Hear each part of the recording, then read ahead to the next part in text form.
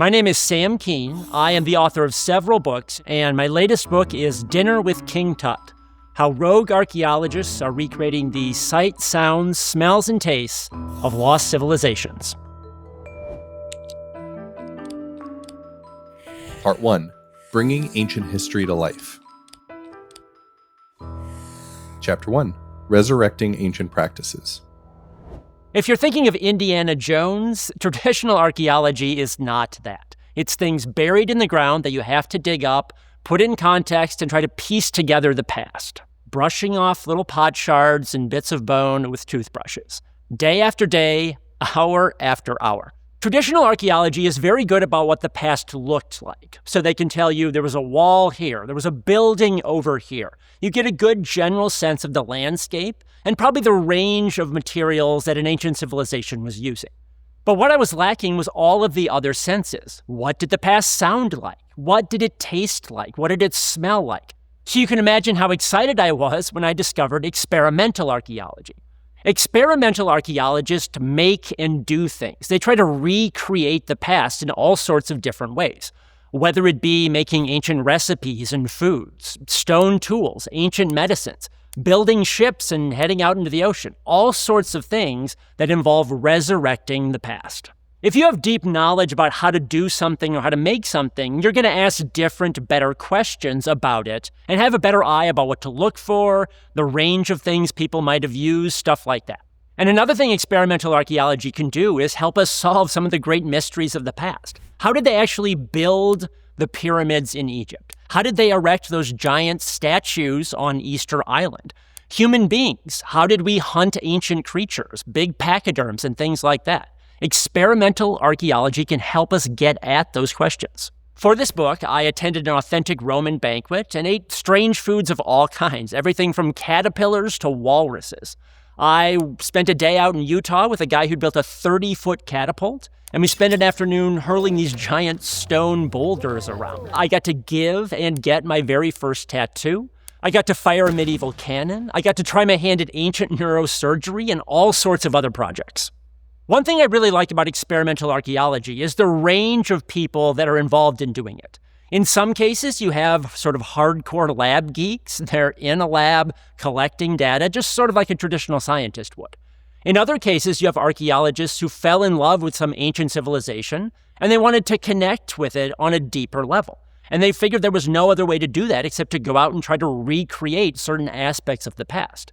You also have indigenous communities who in a lot of cases have kept these traditions alive for thousands and thousands of years. And often they are the ones actually teaching archaeologists about this material. So it's really a two-way street with these groups where they are the ones imparting their knowledge to the scholars and academics.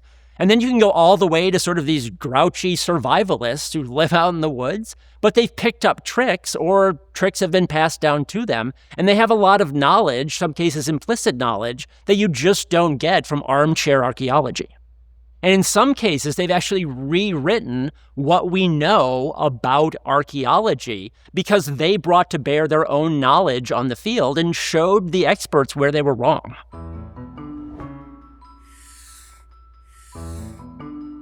So imagine you're a person in Africa 75,000 years ago. You're a bit nomadic. You probably travel around from place to place, maybe spend a few weeks sleeping in a cave. But caves have hard dirt floors, not very comfortable. So you're going to have to make a bed of some sort. Also, your main activity is probably going to be gathering food and water. So you would have a canteen of some sort to carry water around, probably made from an ostrich egg. And then to get ready to find food that day, you're going to have to make your own tools and go out on a hunt. So let's start with the beds. The first thing you would do is you would spread a bunch of debris around in the cave and you would light it on fire.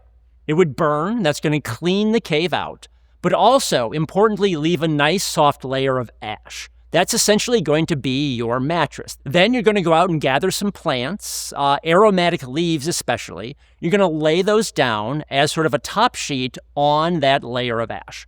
So this is going to be fairly comfortable because ash, it's nice and soft, sort of like sleeping on the beach. And people have actually recreated these beds and have slept in them overnight. And they said that they were, in fact, pretty comfortable. It also had another benefit in that the ash kept away ticks. Insects were a big problem for people thousands of years ago. They didn't have repellent. They didn't have ways of keeping them off. So having a nice ash layer on the ground prevented ticks from burrowing up and locking onto your legs. I talked to a woman who actually gathered a bunch of ticks, put them in the center of a nice ring of ash, and then watched what they did. The ticks tried to burrow through the ash. Most of them did not make it out. They died partway through.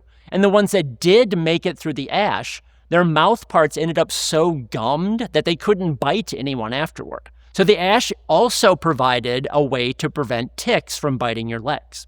And then the top layer of the leaves, they were usually aromatic leaves that kept mosquitoes away. So in addition to providing comfort, this bed also kept away parasites that can annoy you and spread diseases. So when you get up in the morning, you're probably thirsty. And if you're in this cave, you're going to reach for your water receptacle, which will be an ostrich egg canteen. Ostrich eggs are usually pretty large, and they're usually pretty thick and dense. So what they would do is they would take a stone tool, and they would saw the top of the ostrich egg open. Usually make a little square or something like that. They would pour the insides of the eggs out, and then they would clean it out with some aromatic herbs, wash it, and then you have a nice little canteen. For the book, I actually bought an ostrich egg online and tried these steps myself. I got to cook the ostrich egg in a big old skillet. Parts of it were delicious. The yolk was this amazingly rich, sort of caramelly egg flavor. It was delicious. I loved that part. The whites were less good, a little runny, kind of foamy, not my favorite, but, they weren't horrible. And then, after I had cut open the top of the ostrich egg with the stone tool, I washed it out and used it to hold water. It held about 6 cups of water. And one really cool thing about ostrich eggs is that they're slightly porous. Not so much that water's going to leak out of it, but microscopically, there are tiny little pores in the ostrich egg that let water escape from it. Evaporation cools it, so it keeps the water colder than the ambient temperature. So an ostrich egg is actually a self-cooling canteen. So after you get your nice drink of water, you're probably going to start on one of the main activities of the day, which is making stone tools. For this, you're probably going to use chert or flint, a very hard rock that fractures very cleanly. This is an example of a stone that you might try to make a tool out of. So you're going to hold it in your lap like this. Then you're going to take another stone called a hammer stone, and you're going to drop it onto this tool. So imagine my fist here is the hammer stone. Usually they're sort of potato-shaped, kind of big and oblong and very smooth on the outside. So you would take the hammer stone and you would drop it down on the very edge of this stone. And you're not going to smash it down, like really pound it on there. It's more of a controlled drop to just strike the edge of it. So you take it in your lap, you would drop it down, and then a piece would come off. And you can see how nice and clean this edge is. It's not going to shatter like a pot or something like that. And you're going to get a nice edge here, and then you can use this piece and refine it more. Maybe get rid of this, make a little smaller tool. And this is an example of something that you might be able to make if you were a master flint knapper. You can see a nice little head there on this little spear that I have. You can also see how it's hafted to this wooden shaft. So this would be animal sinew, so from a tendon, a ligament, something like that. You would pound that out, you would separate the fibers, then use it to wrap around and haft it to this shaft. Then you would dribble resin, probably from a tree that you had gathered. You'd warm it up and you would dribble it around there to act as glue, essentially, to really bind it to this spear. And then you have a nice little hunting tool that you can use. One coveted material in ancient times was obsidian, like you can see here. It's a black volcanic rock, and if you strike it properly, you can get extremely sharp flakes from it. Flakes that are sharper actually than modern steel scalpels. They're extremely, extremely sharp. And those are dangerous. I actually cut myself with obsidian at one point accidentally, and I was surprised that I didn't notice how deep the cut went. It was right across my arm. And unlike a paper cut, it did not hurt at all because that edge was so sharp. But it immediately started bleeding all over the place. I was surprised how quickly things got bad with it. I had to wrap it up pretty quickly. And you can imagine if this was 75,000 years ago and you had cut yourself like that, it could get pretty dangerous pretty quickly. They didn't have antibiotics. There was no hospital to run to. So, however important napping tools was, it was also a dangerous occupation. Now let's jump forward in time to ancient Egypt in the 2000s BC. You get up in the morning and you're going to want some food. You're probably going to grab some bread and some beer. Then you're going to go about your day. This was the era when they were making the pyramids. You would actually get to see them as they're being constructed. You might also go and talk to someone who was making actual mummies. It was a very big industry in Egypt at the time, and odds are good you would know someone who was working on those kind of things. One real delight in the book was the chance to recreate lost recipes and eat foods that people would have eaten thousands of years ago. In Egypt especially, I found the food absolutely delicious. Bread was really the main food that Egyptians ate, their staple food. And I got to meet someone who actually recreated an Egyptian-style loaf of bread in his backyard. He was a bit fanatical about it. He went over to Egypt, he cultured the yeast that they would have used way back then, he sourced some heirloom grains to make this bread. He even got the right type of wood that they would have used in Egypt for the fire pit in his backyard. Then he had some friends make a conical mold the way that they would have in ancient Egypt, and he cooked this bread in his backyard and let me try some of it. And I have to say, this was the best loaf of bread I have ever eaten in my life. It was so delicious. It was a very simple recipe, however. It was just emmer, the grain that they used for flour, emmer, coriander, salt, yeast, and that's it. The taste of it was delicious, perfectly balanced, a nice springy crust on the outside. And the bread that I ate was 2 days old, and we had warmed it up in the company microwave. If I had gotten this bread fresh out of the ground, it would have been absolutely delicious. It would have drawn raves in any bistro in New York or Paris, I'm convinced. The other treat from ancient Egypt was getting to make Egyptian-style beer. They used emmer as the main grain in there with some barley mixed in. And it tasted a little different from modern beer that we think of because they didn't use hops in the beer. Hops imparts a bitter flavor to beer. And without the hops, it actually tasted a lot more like a sour beer that you might get today, which makes a lot of sense if you think about it. They were out there in the sun, dragging blocks around, the sun beating down on them. You want something a little sour, it quenches the thirst. These were a lot closer to a kombucha than they were to what we think of as a beer. One surprising fact about ancient Egypt is that we have no idea how they built their most iconic structures, the pyramids. There's a lot of information available about ancient Egypt in their writings, in the hieroglyphs and pictures on the walls, but they really did not address how they built their pyramids. So it's been a big mystery for thousands of years at this point. And experimental archaeology has not solved this mystery, but it can do a lot in ruling out certain theories about how the pyramids were built. One important thing that they have ruled out is that ramps were probably not that useful in building the pyramids. You can imagine a big ramp to the top of the pyramid, pushing a block up it, maybe on a log roller or something like that.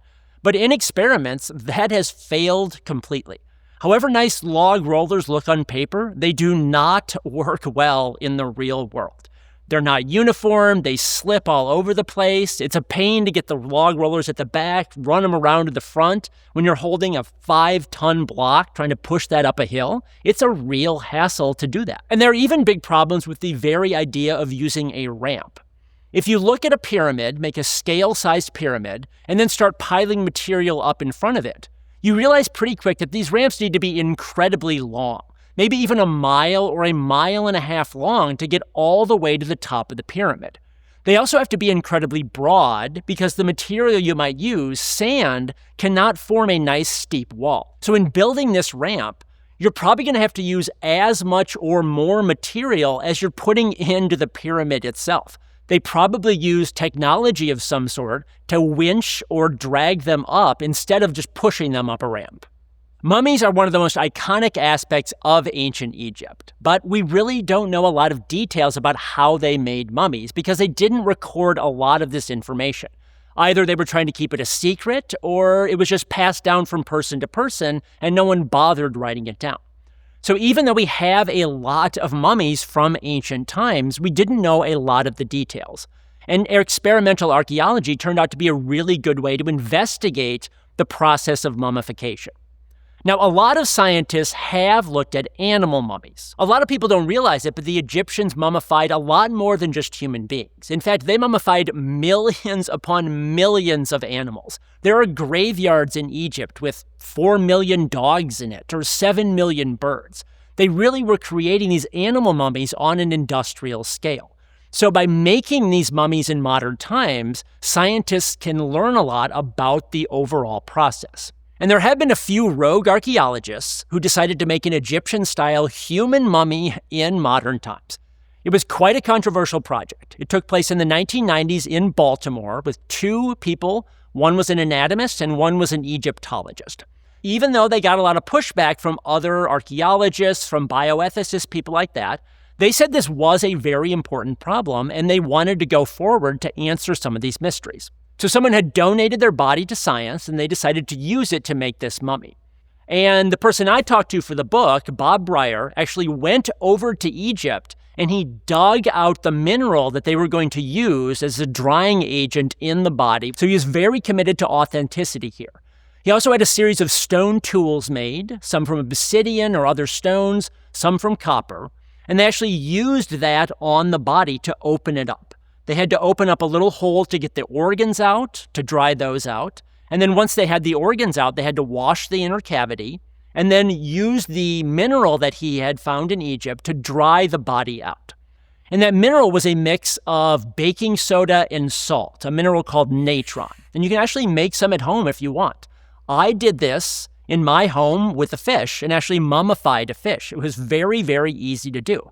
We think traditionally about a fish as being one of the smelliest animals out there. But I brought this fish home, never put it in a refrigerator. I just put it in a casserole dish, put this baking soda and salt mixture over it, and a week or 2 later, I had a perfect fish mummy. Then I wrapped it up in linen, just like they did with the Egyptian mummies, and it's still sitting on my counter today. And by making a human mummy, they learned a lot about the process and solved some of the mysteries. One was how much natron you would even need to do this. They ended up needing several hundred pounds of this. Another mystery was how long does it take? It ended up taking them about 70 days or so to make a human mummy. They had to change the natron in a few times, but overall that's about how long it took.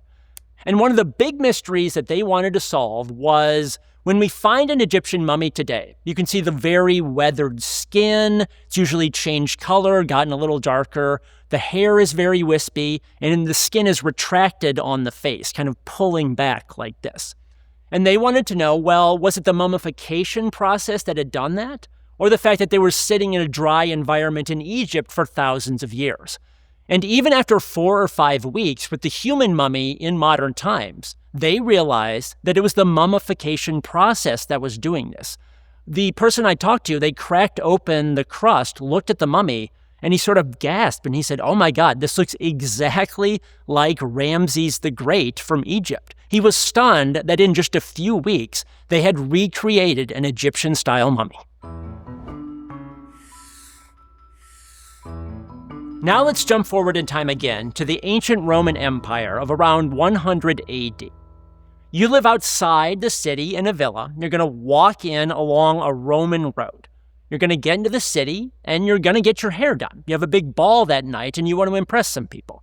And after sitting there for a few hours of getting your hair done, you get a little hungry. So you go around the corner, you're dodging all of the filth in the street, and you walk up to a little sidewalk stall, and you order yourself a meal.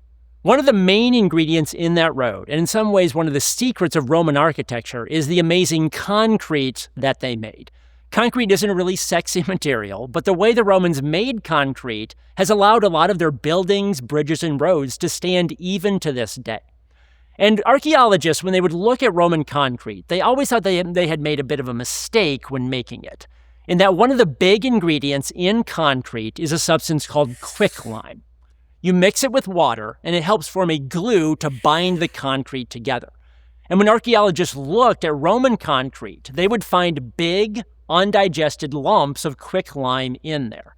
And they thought this was a mistake. You can imagine a loaf of bread in modern times. If you bit in and found a chunk of raw flour in there, you would think, okay, the baker didn't mix the flour as well as they should have. Archaeologists had the same sort of thought with the Roman concrete. They thought they'd made a mistake. But it turns out that that was not a mistake and actually was a key feature of Roman concrete. Modern concrete is quite good, quite strong, but it's prone to cracking. And once a crack starts, cracks widen very quickly. But with Roman concrete, a few archaeologists at MIT recreated some of it, and they found something very interesting with this concrete. With normal concrete, when water gets in there, it freezes, it expands it, it can crack it apart.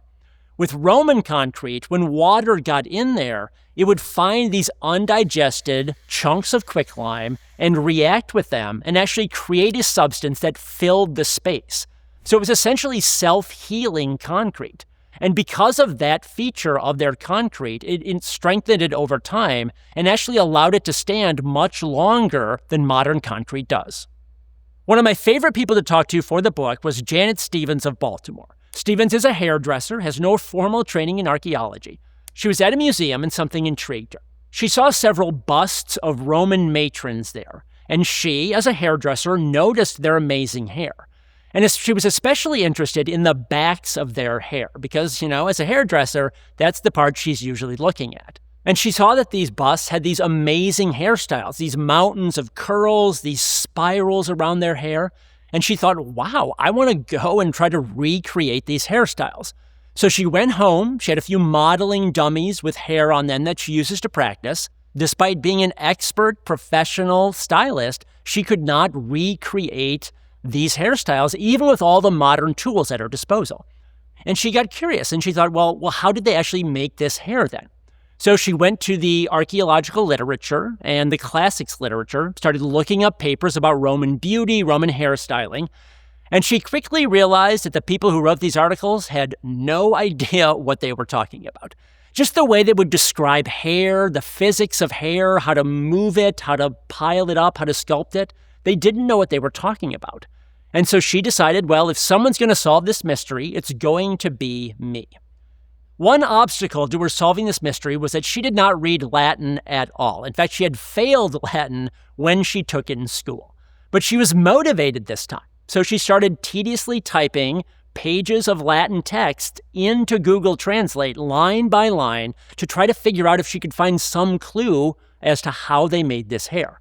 And a few years finally into this project, she was typing yet another line into Google Translate, and the penny dropped. She read a line about the needle that the tailor and the hairdresser used. And she realized, aha, they weren't sculpting this hair and pinning it up with bobby pins or bodkins or something like that. They were actually sewing people's hair into place using a needle and thread. After that, she went home, tried it out with a needle and thread, and was suddenly able to recreate any one of the hairstyles she wanted. And this hairdresser from Baltimore, who had no experience in archaeology, was able to actually publish a paper that revolutionized the field, and she's now one of the world's leading experts on Roman beauty and Roman hairstyling.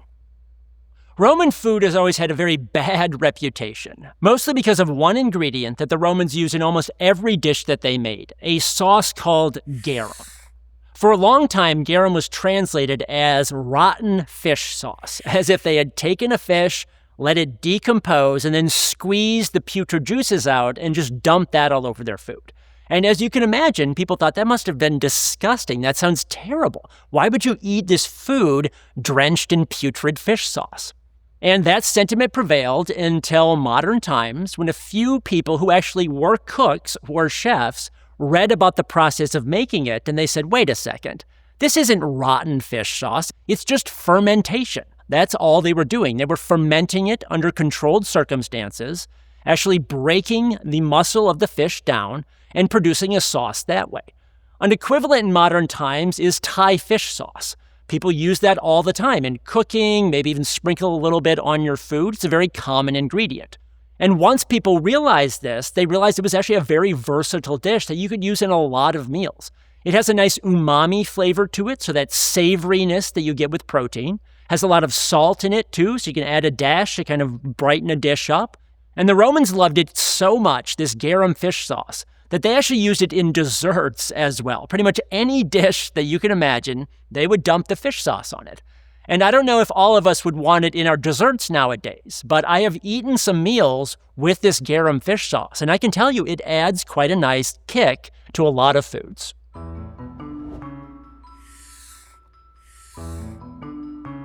Let's jump forward one more time to the AD 900s when the Vikings were running wild, pillaging and destroying villages all along the coast. Imagine you were in one of these villages, they rampage through it, and they attack someone that you know and love. They crack their skull with a big axe, and they leave them lying and bleeding on the ground. And now it's your job to save them. You have to perform a surgery on them and then prevent that wound from getting infected. It sounds kind of startling to say, but one of the first surgeries that human beings ever performed was a type of neurosurgery called a trepanation. So imagine someone gets hit on the head and their skull craters in and there's bits of bone pressing against the brain. That's a very dangerous situation. You could suffer brain damage, even die from that as pressure and blood builds up beneath the skull. And they would remove those broken bits of bone. That would allow any blood to seep out and would prevent it from pressing down on the brain and injuring the brain. So for the book, I actually got to try a trepanation myself. I used a stone tool for it, like you can see here. It's a piece of flint with some serrations on it. So it was kind of like a sawtooth piece of stone tool. And I tried it out on a deer skull. I essentially cut a triangular hole in the skull and then levered that bit of skull off. You can see right here, that is the piece of skull from the deer, and there's a little bit of skin still adhering to it. And cutting this small piece, it's about the thickness of a bottle cap or so, took me about 90 minutes of work to do. And these were some of the worst 90 minutes that I had doing the book. This was an awful, awful chore. The stone tool actually worked quite well at first. I was surprised at how good it was slicing through skull for a while. Because one disadvantage of stone tools, even though they're very sharp, is that they dull very quickly. They grind down, little bits start flaking off, and eventually you're left with a fairly dull tool where you're just sort of grinding away at it. So after the first cut was completed, this took me a very long time, was a very big struggle. The other thing I didn't expect to happen was that I was outdoors while I was doing it, a very warm day, and flies started coming around. There were flies everywhere. They were in my hair, crawling in my shirt, crawling up my shorts, biting me, swarming all over the wound as I was shooing them away. I was also starting to sweat, and there was blood and bodily fluids coming out of this deer skull that I was working on. It ended up being a gigantic, gigantic frustration for me. But in a way, that was actually a good thing because part of the experience of experimental archaeology is show you some of the frustrations and show you the things that people must have endured in ancient times as well. So one thing you might be wondering with trepanations is, well, didn't people die all the time? I mean, you have a big open wound on your head. You have flies crawling in it. They're going to cause infections. And the answer is people survived a lot more often than you might think. We have lots of examples of skulls with holes in them where you can see new bone growth around the rim of the skull, which proves that the person must have survived this trepanation. And especially in the Viking times, they would have had ways to combat infections. One way was discovered in what was called a leech book. Leech is yield slang for doctor. They would actually use leeches to draw blood off people. And in this leech book, a couple of modern scholars, one a historian and one a microbiologist, found some recipes that they thought might be plausible that would control infections. So they decided to test one. The recipe in the leech book called for a few ingredients: onions, garlic, wine, and what was called ox gall, so bile from the liver of a cow. You had to mix this together in a copper bowl and then let that sit for about a week or so and then use that on an infection. And the book claimed that it was great with infections. It would really, really combat infections. But they wanted to see if that was true because the book had some other unusual recipes in it that didn't sound very plausible to them. So after making this mixture, the microbiologist tested it out in her lab. And she purposely chose some two pretty tough bacterial customers. One was staph and one was gonorrhea. And in modern times, both of these bacteria have shown a lot of resistance to drugs. So they're kind of running rampant in some people. It's very hard to control these infections.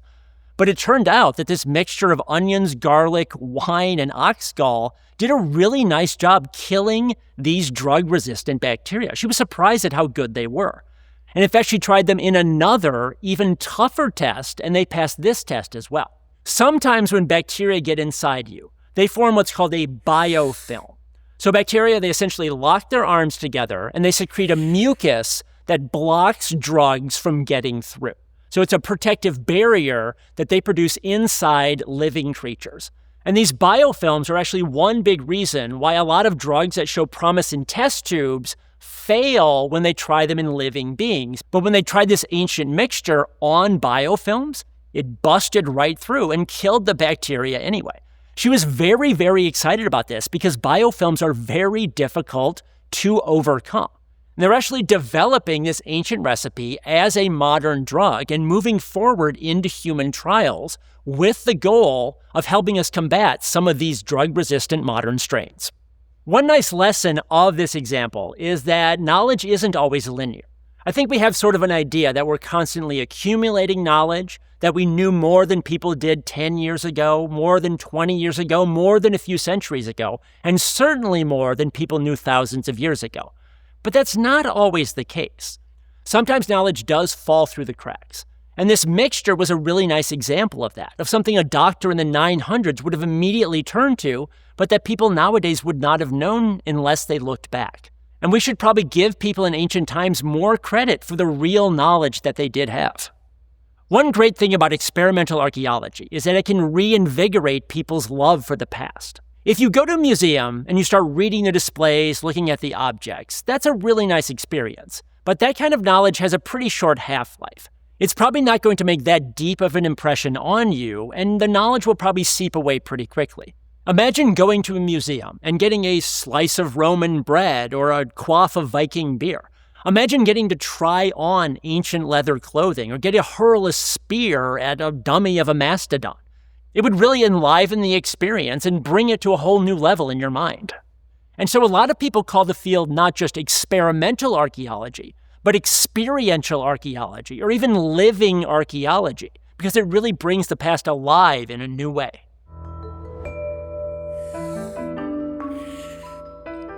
Part 2. How the Allies Sabotaged the Nazi Atomic Bomb. Chapter 1. Rumors of a Nazi Atomic Bomb. So imagine it's World War II, and you are a scientist who's been kicked out of Nazi Germany, and you've come to the United States. And you start to hear some rumors about some work going on in Germany about atomic bombs. And you are terrified, because you know a few things about Germany. You know they have some of the best scientists in the world. You know they have a head start on important processes like fission that would help them make an atomic bomb. And you know they have the best industry in the world there. And most scary of all, Adolf Hitler is head of Germany at the time. He has shown himself to be ruthless in every other circumstance. And you think if he gets an atomic bomb in his hands, he is going to destroy the world. One thing that amplified a lot of scientists' fears was that they knew the Germans had also developed what they called their V weapons. Essentially, they were missiles. They could launch something in Germany, it could fly over to another country, and explode there. And nowadays, we sort of take it for granted that missiles can fly hundreds or even thousands of miles.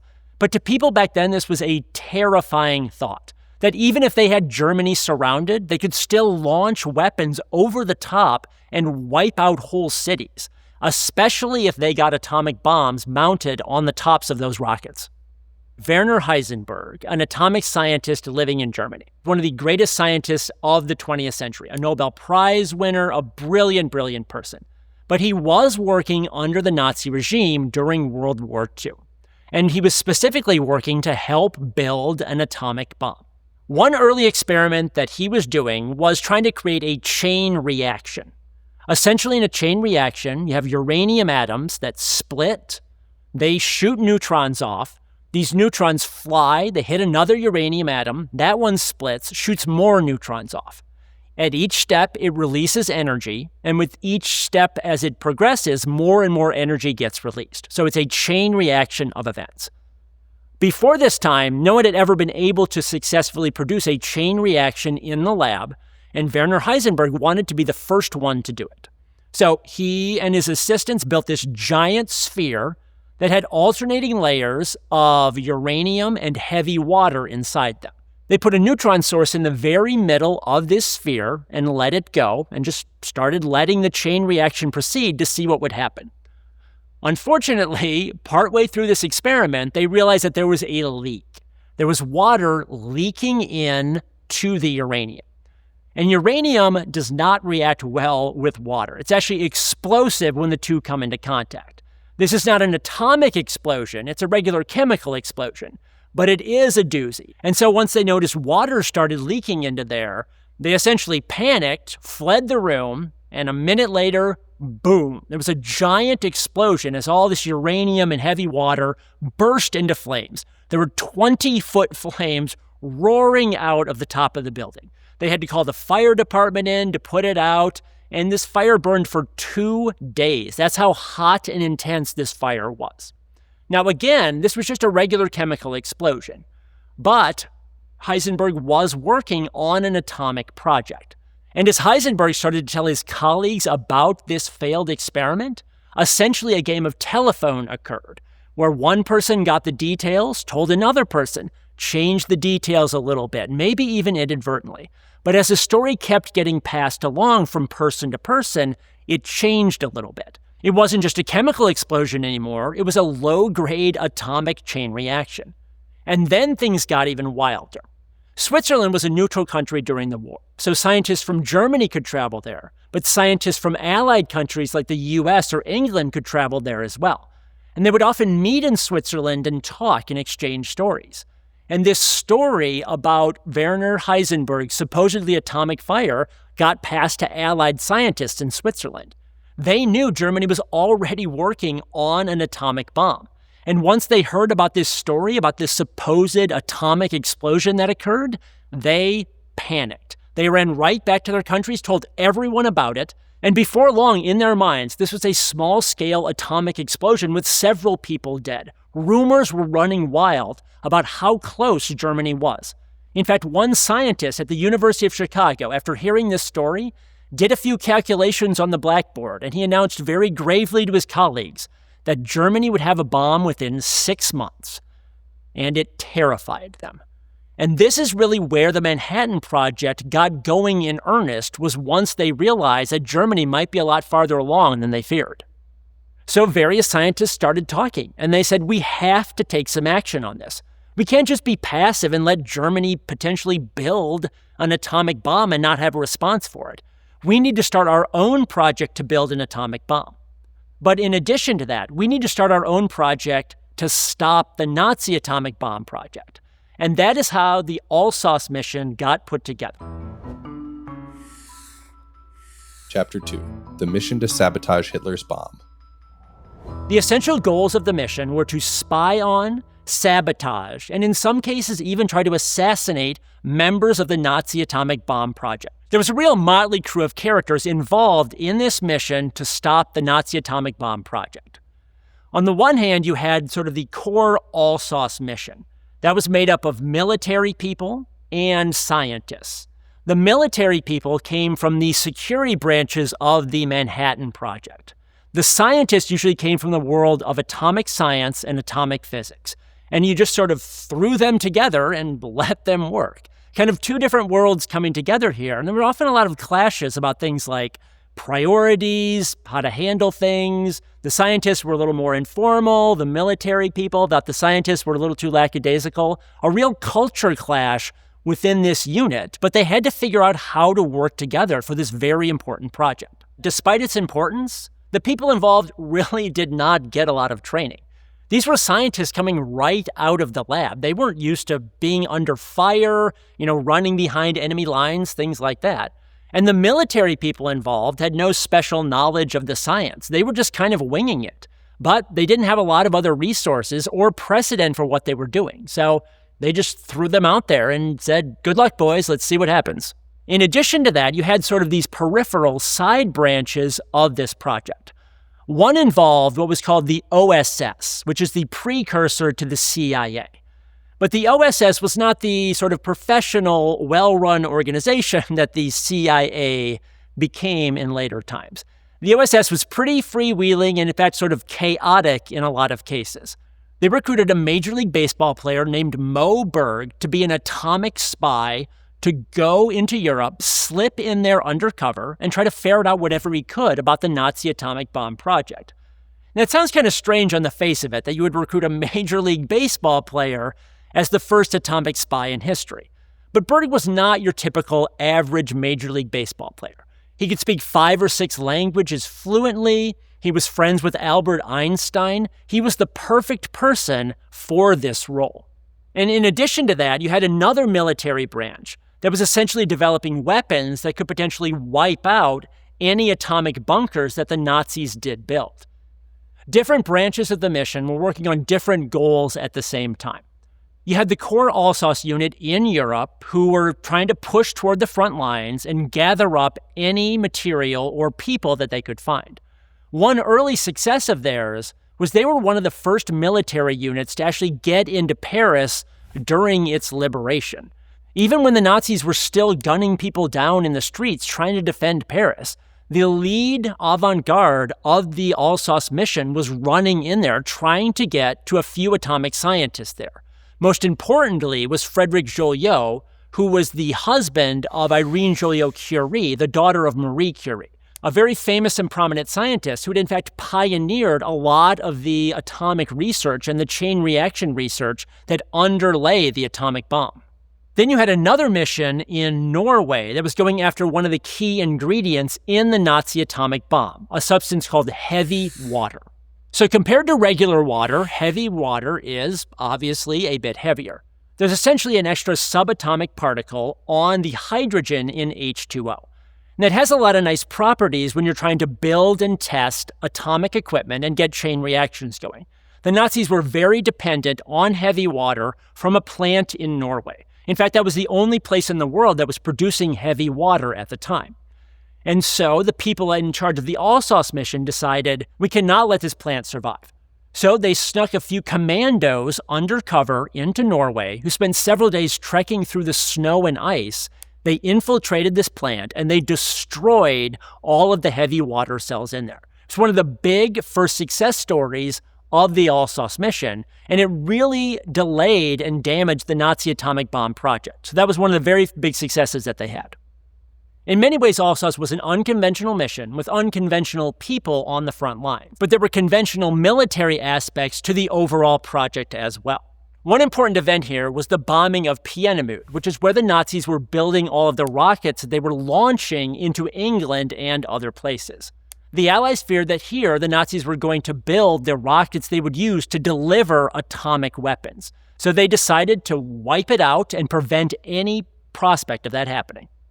One important aspect of the Alsace mission was espionage, gathering information about what the German scientists were up to and where they were getting material and storing their material.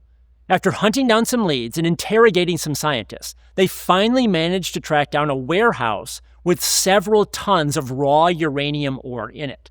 They seized it immediately, not only to get it out of Nazi hands, but to get it over to the United States for our Manhattan Project. And most of that uranium ended up in the bomb that got dropped in Hiroshima the next year. In terms of the core espionage mission, they were on the front lines. They were often, in fact, beyond the front lines in enemy territory while there was shooting going on both sides. One group, led by Boris Pash, were some of the first people in Paris during its liberation. They were under fire the entire time they were doing that. The ex-Major League Baseball player Moe Berg went undercover and snuck into Switzerland posing as a graduate student. While he was there, he attended a lecture by none other than Werner Heisenberg, and Berg entered the lecture room that day with a pistol in one pocket and a cyanide pill in the other. And his mission was, if Heisenberg said anything about them being close to making an atomic bomb, Berg was supposed to stand up and shoot Heisenberg dead right there in the middle of the lecture. Then he was supposed to try to get away, but if he didn't, he had that cyanide pill to take to kill himself right there. He was under a lot of danger and a lot of pressure and easily could have died undertaking this mission. And then you had people who were trying to wipe out the Nazi atomic bunkers. This included Joseph Kennedy, the older brother of John F. Kennedy, the future president. Essentially, they were trying to fly what were drone airplanes. So they would have a big bomber airplane that they were going to pack with explosives, fly it across the English Channel, and ram it into a Nazi atomic bunker, which would have been a pretty good idea, a pretty big conventional bomb. But the problem was these drone airplanes could not take off on their own. They could fly on their own, but not take off. So they needed pilots to volunteer to get in these planes packed with explosives, get them off the runway, point them toward their target, and then eject out of these flying bombs. And Joseph Kennedy volunteered to be one of these people. A very brave mission, and he ended up losing his life because of it. The death of John F. Kennedy's older brother, Joe, really changed the dynamics of the Kennedy family. He was Joseph Kennedy Jr., the firstborn son. And he had been the one that their father had always groomed for the presidency. And their father actually said at one point that John would not amount to a whole lot. Joe was going to be the big star. But with Joe dead, they had to put all of their time and energy and passion into John instead, and he became the president. Chapter 3. Ethical Dilemmas in the Atomic Age. The goal of the Alsace mission was to stop the Nazi atomic bomb project however they could. And some historians think there were also people on the inside in Germany who were trying to do those same things. In particular, Werner Heisenberg always claimed later that he deliberately slowed the Nazi atomic bomb project down so that they would not make progress. Not outright sabotage, but not working as hard as they could. It's a very controversial claim, and a lot of people don't believe Heisenberg. They think he was just doing that to make himself look good after the war. But it is an open question about how much the Germans were trying to build a bomb and how much they were dragging their feet, knowing that Adolf Hitler would ruin the world if he got his hands on one. So they had to decide how much they wanted to weigh those two things, saving Germany versus empowering one of the worst dictators of all time. There were also ethical dilemmas for scientists on the other side working in the Manhattan Project. A lot of them got started with the project because they had been run out of Nazi Germany and they hated Adolf Hitler. They were happy to build a bomb to take Hitler out. But once Germany lost the war, they suddenly realized that, now we're still fighting Japan. We don't want to necessarily use this bomb on Japan. But by that point, the tests had gone so far and there was a momentum to the project that they would not be able to stop. So a lot of them felt very conflicted about the idea of using it on Japan when they had originally built it to go after Adolf Hitler. Some scientists at the time said they didn't want to use the atomic bomb on Japan. They wanted to give Japan a demonstration, show them how deadly it was before we actually used it on innocent people. But the military said no about that. They wanted to use it in war. And a lot of scientists, most famously Robert Oppenheimer, expressed regrets about this afterward. We knew the world would not be the same. Few people laughed. Few people cried. Now I am become death, the destroyer of worlds. I suppose we all thought that, one way or another. They wish they had pushed harder for a test or tried to stop it in some way, but that's not the way history turned out. The big success of the Alsace mission was in figuring out that Germany was not going to be able to build an atomic bomb by the war's end.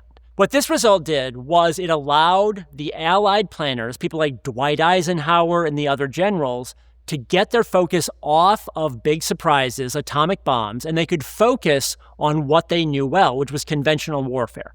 Essentially, it was a big relief for them to not have to worry about this wild card, Germany suddenly coming up with something that would turn the tides of the war in their favor.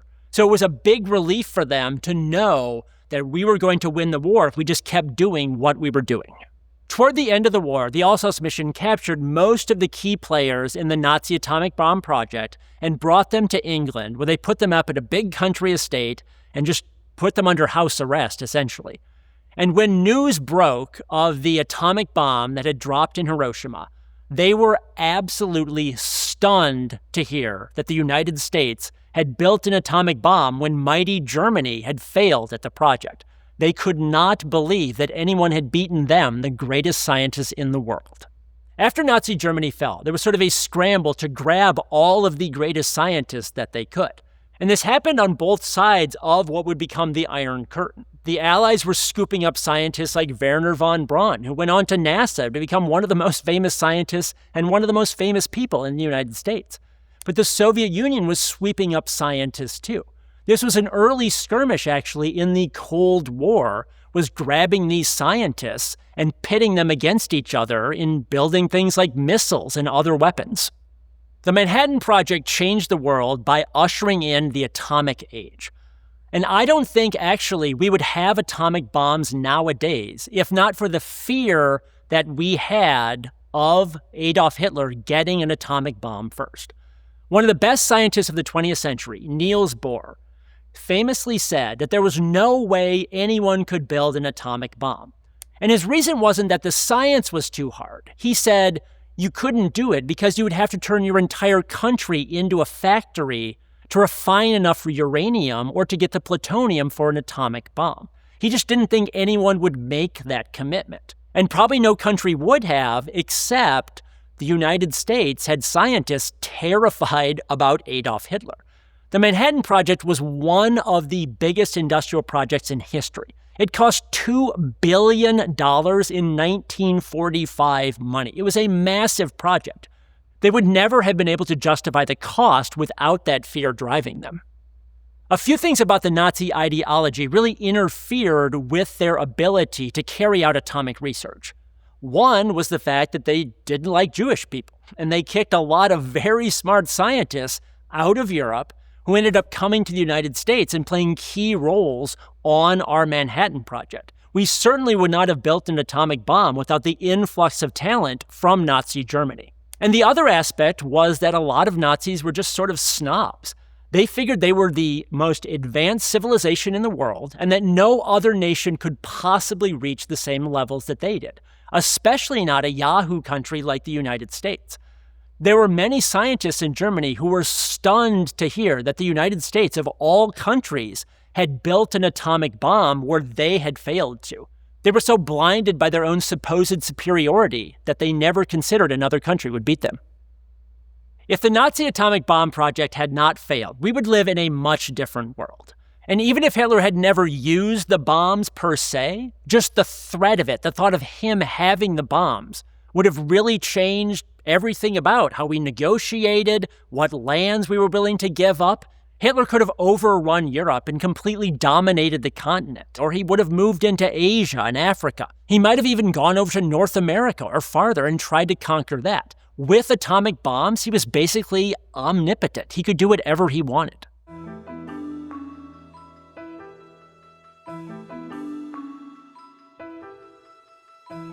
Want to support the channel? Join the Big Think members community where you get access to videos early, ad-free.